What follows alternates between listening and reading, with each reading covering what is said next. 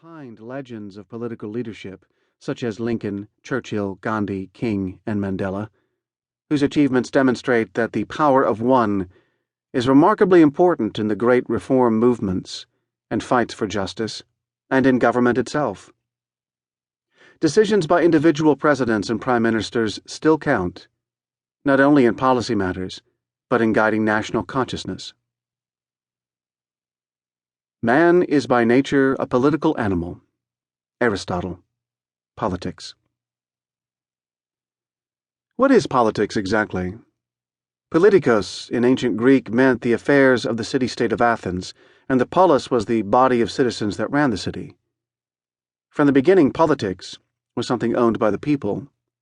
Government by a despot or tyrant was not so much about politics, but about rule. In time, the word politics has come to mean the art and science of government, or the social relations involving authority and power. Most people today think of politics as the conflict between parties and ideas on the national stage, or the relations between states on the global scene. At a more basic social and cultural level, when we say that something is political, we are saying that it is contested, seen in completely different ways, thanks to opposing deeper philosophies of life and interpretation of what is good. These different ways of seeing come partly from our families, partly from societal conditioning, and the times in which we live, and perhaps from some innate sense of justice. Aristotle's famous statement seems rather obvious 2,300 years on. Nearly all of us live in a political community, usually a state, and abide by its rules. Whether our current nation is open or authoritarian, if we leave, we are likely to find ourselves in another country, with its own, possibly different rules. Even if we did find a corner of the world where states and laws did not exist, chances are it would not be a place worth living in. We come together for the sake of community, and live under laws for good reason, and our lives are shaped by the polity in which we live. Aristotle believed that the state was a creation of nature, and that came before the individual. After all, people, when isolated, are not self-sufficient, and will seek to become part of a larger whole. To him, individuals who decide to stay on their own would remain either a beast or a god. The state was, in every sense, greater than the individual, and being part of it was a privilege. Humans existed for the glory of the state, not vice versa. The story of Socrates further reveals this classical reverence for the state.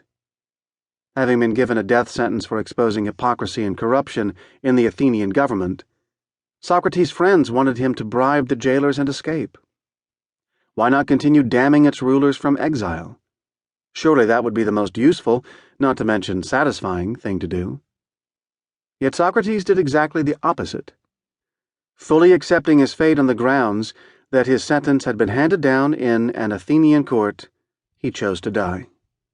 The act would demonstrate that the state and its rules were more important than any one person, even one who felt that the laws were wrong. For the ancient Greeks, what made us really different from other animals, apart from our power of speech, was our ability to discern what is just or unjust, good or evil.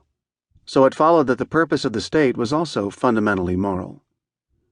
Though they differ in the details of how they thought society should be run, Aristotle and Plato understood that when human beings enter society, they are raised up and civilized because they are made to live according to a higher principle: justice.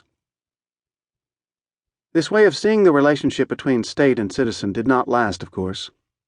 While Christian thinkers, such as Augustine and Aquinas, maintained the moral dimension of politics by calling for the building of a city of God on earth, later political theorists, such as Machiavelli and Hobbes, developed a more sanguine view of the state. Machiavelli was in favor of republics, but believed that they could only stay afloat via a strong centralized state, and even then the purpose of the state was not just per se, nor the elevation of the citizenry, but maintaining law and order. Hobbes' view of government was even more clear-cut. Prior to civilization, he noted, people lived in a state of continual fear of violent death and war. There was no sense of a greater good.